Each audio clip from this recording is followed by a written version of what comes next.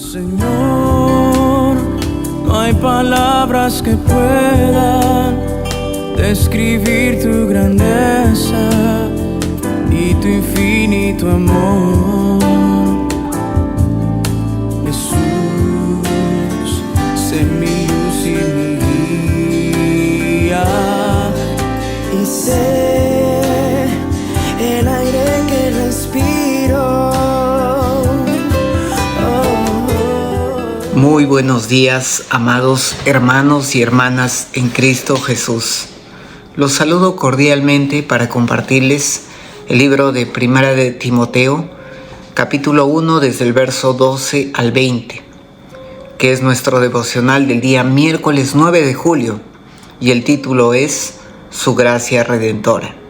Vamos a orar a Dios para que nos guíe a entender su palabra y que nos dé una palabra específica a cada uno de nosotros.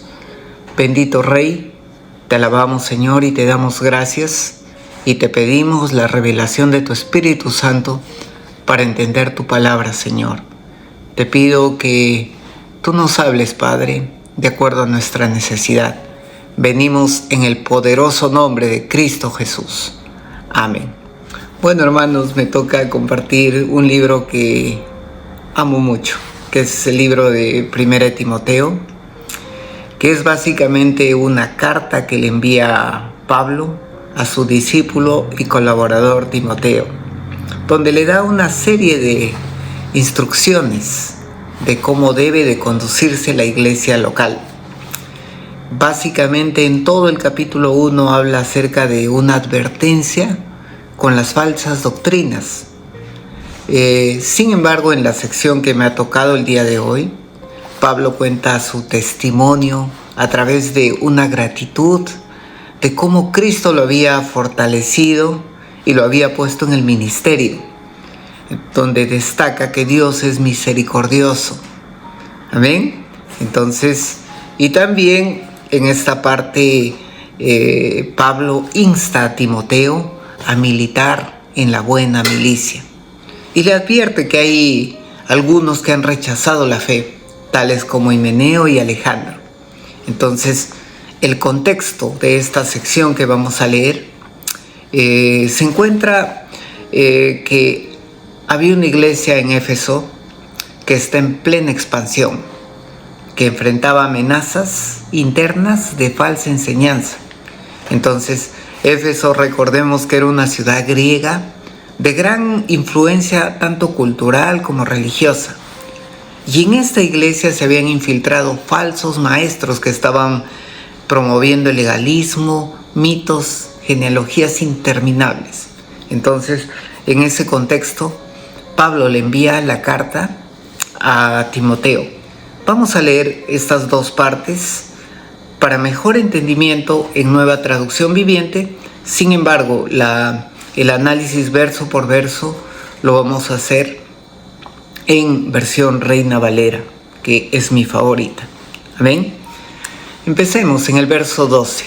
Esta sección se llama Gratitud de Pablo por la misericordia de Dios. Dice la palabra: Le doy gracias a Cristo Jesús, Señor nuestro, quien me ha dado fuerzas para llevar a cabo su obra. Está hablando Pablo. Él me consideró digno de confianza y me designó para servirlo, a pesar de que yo antes blasfemaba el nombre de Cristo. En mi insolencia yo perseguía a su pueblo, pero Dios tuvo misericordia de mí, porque lo hacía por ignorancia y porque era un incrédulo. Oh, qué tan generoso y lleno de gracia fue el Señor, que me llenó de la fe y del amor que provienen de Cristo Jesús. La siguiente declaración es digna de confianza y que todos deberían de aceptarla. Cristo Jesús vino al mundo para salvar a los pecadores, de los cuales yo soy el peor de todos. En otra versión dice, de los cuales yo soy el primero. Pero Dios tuvo misericordia de mí, para que Cristo Jesús me usara como principal ejemplo de su gran paciencia, aún con los peores pecadores. De esa manera, otros se darán cuenta que también pueden creer en Él y recibir la vida eterna. Que todo el honor y toda la gloria sean para Dios, por siempre y para siempre. Él es el Rey eterno, el invisible que nunca muere. Solamente Él es Dios. Amén. Y desde el verso 18 al 20 tiene un título que dice La responsabilidad de Timoteo. Dice la palabra: Timoteo, hijo mío, te doy estas instrucciones, basadas en las palabras proféticas que se dijeron tiempo atrás acerca de ti. Espero que te ayuden a pelear bien las batallas del Señor.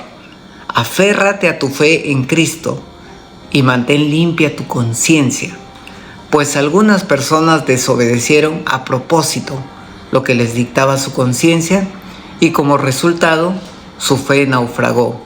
Himeneo y Alejandro son dos ejemplos.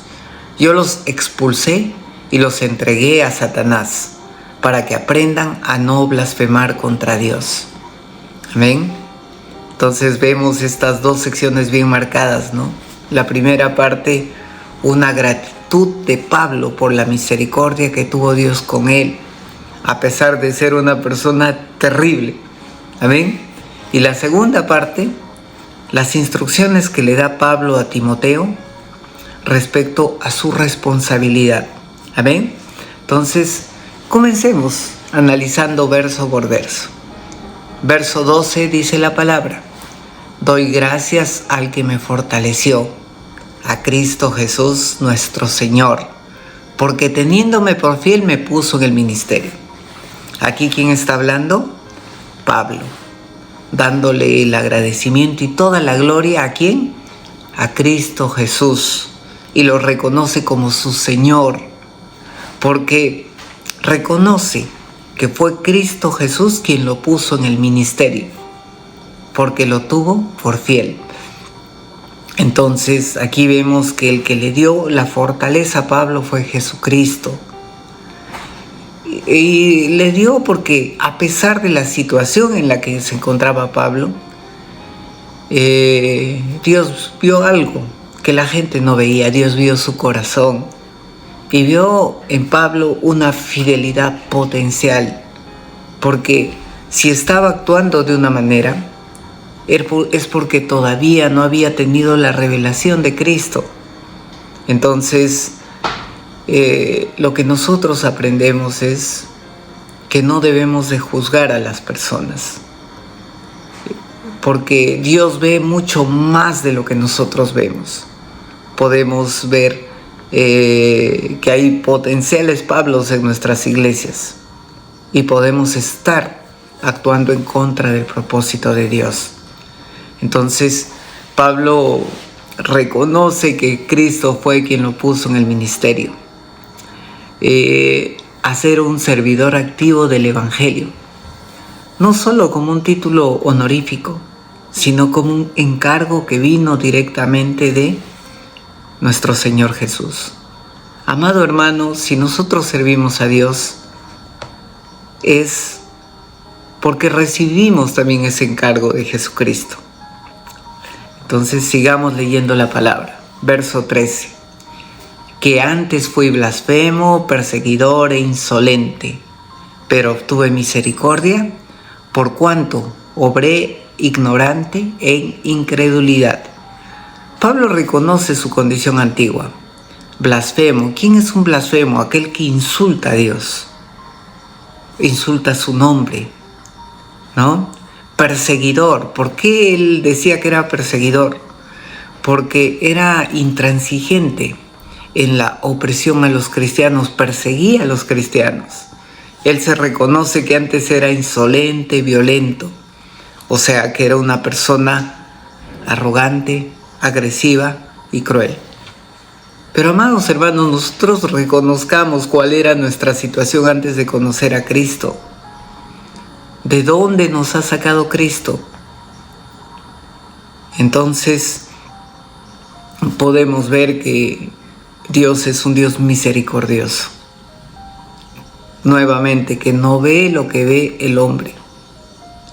Y si tú tienes un familiar, un vecino, un compañero que se muestra también blasfemo, insolente, perseguidor, ora por él, no lo juzgues. Ora y suplica a Dios que tenga una revelación con él. Sigamos, verso 14. Pero la gracia de nuestro Señor fue más abundante con la fe y el amor que es en Cristo Jesús. Tenemos un Dios muy misericordioso, que es generoso y lleno de gracia. Entonces, el Señor puede mostrar misericordia a quien quiera tener misericordia. Y Pablo lo reconoce así. Reconoce como una persona, como vimos en el verso anterior, con tantas debilidades, tantos defectos. Pero él fue escogido en el ministerio no por méritos, sino por la gracia de Dios. ¿Qué significa gracia? Viene de charis. Charis, que es un regalo inmerecido. No lo merecemos, pero Dios le plació darnos. Verso 15. Palabra fiel y digna de ser recibida por todos. Que Cristo Jesús vino al mundo para salvar a los pecadores, de los cuales yo soy el primero. El error que cometían los fariseos era considerar a todo el mundo como pecador. Era un grupo de personas muy legalistas que creían que la salvación se obtenía por obras, por méritos. Y cualquier persona que no estaba dentro de su secta, que no cumplía toda esa serie de leyes que ellos habían impuesto, cargas pesadas que ni siquiera ellos mismos podían cumplirlos, y lo que hacían era juzgar, que lo juzgaron hasta el mismo Jesucristo, por quien andaba, cómo se comportaba. Amados hermanos, no juzguemos. Entendamos que tenemos un Dios poderoso, que aún al más vil, al más terrible lo puede cambiar, como lo hizo con nosotros. Nuestra posición no es juzgar. Nuestra posición es cumplir el propósito por el cual Jesucristo vino a este mundo. ¿Cuál fue? El salvar a los pecadores. Y si logras que un pecador vuelva al camino de Dios, créeme que tienes un galardón. Pero si por el contrario juzgas al pecador, ¿qué estás haciendo? Estás acumulando juicio contra ti. Entonces, solamente podemos ver ese amor misericordioso de Dios. Míralo con los ojos de Dios. Jesucristo, cuando veía a las personas, las veía con compasión. Amén. Como ovejas que no tenían pastor. Y unámonos en orar, en suplicar por nuestros hermanos, por sus familiares, porque uno no sabe la vida de las personas, pero podemos orar porque la oración tiene poder. Doy testimonio que la oración tiene poder, y si dos o más se reúnen para orar por alguien, Jesucristo está en medio escuchando. Y más si esa oración es conforme a la voluntad de Dios, Dios lo va a hacer. Verso 16. Por eso fui recibido a misericordia. Mira Pablo cómo reconoce la misericordia de Dios, para que Jesucristo mostrara en mí, el primero, toda su clemencia. En otra versión me gusta, en Nueva Traducción dice, pero Dios tuvo misericordia de mí, para que Cristo Jesús me usara como el principal ejemplo de su gran paciencia. Pablo se reconoce indigno, es una persona humilde, que reconoce que tenemos un Dios misericordioso. Si ves a un Pablo en potencia, pero cuando era Saulo todavía, ora por él. Clama misericordia por él. No lances la primera piedra. No lo critiques, no lo juzgues. Porque tenemos un Dios grande en misericordia, lento para la ira. Amén. Y Pablo reconoce eso. Amados hermanos, tanto el Señor nos ha perdonado a cada uno de nosotros. Si nosotros somos sinceros, podemos reconocer que ninguno de nosotros merecemos ese favor de Dios, ese perdón, cada gota que derramó en la cruz del Calvario. No lo merecemos, pero fue su misericordia, su gracia inmerecida. Entonces, verso 17. Por tanto, al Rey de los siglos, inmortal, invisible, al único y sabio Dios, sea el honor y la gloria. ¿Qué hace Pablo? Se reconoce como pecador, se reconoce que el Señor Jesucristo lo salvó y le da toda la gloria a Dios. Entonces, démosle la gloria a Dios que se merece. Verso 18. Este mandamiento, hijo mío, te encargo. Verso 19. Ya es la segunda parte. La primera parte hemos visto que era agradecimiento por la misericordia de Dios. Y la segunda parte es del verso 18. Dice, este mandamiento, hijo mío, te encargo. Manteniendo la fe y la buena conciencia, deseando esto, algunos naufragaron, ¿no? ¿Qué le está diciendo? Le encarga guardar la fe, le encarga guardar la buena conciencia. Y también habla acerca de la buena milicia, ¿no? ¿Qué es la buena milicia? Pone a la fe como un combate espiritual. Recordemos que la armadura de un cristiano tiene la espada de la palabra, el yelmo de la salvación, pero también tiene el escudo de la fe, con el cual podemos aplacar los dardos del enemigo, ¿no? Y también le advierte que algunos se apartaron de la fe, empezaron a creer en otras cosas, y cuando el enemigo logra derribar la fe de las personas, es como si derribara su barco. Cuando derriban su barco, ¿qué hacen? Naufragan, por eso dice, naufragaron. Entonces, y da estos dos ejemplos, de los cuales son Himeneo y Alejandro. Entonces, amados hermanos, yo quiero resaltar, ¿no?, estas palabras en Nueva Traducción Viviente, cuando le dice, ¿no?, aférrate a tu fe en Cristo y mantén limpia tu conciencia. Entonces, y un verso anterior dice, espero que te ayuden a pelear bien las batallas del Señor. Pelea la buena batalla de la fe. Es la instrucción que le da Pablo a su colaborador Timoteo. Bueno, amados hermanos,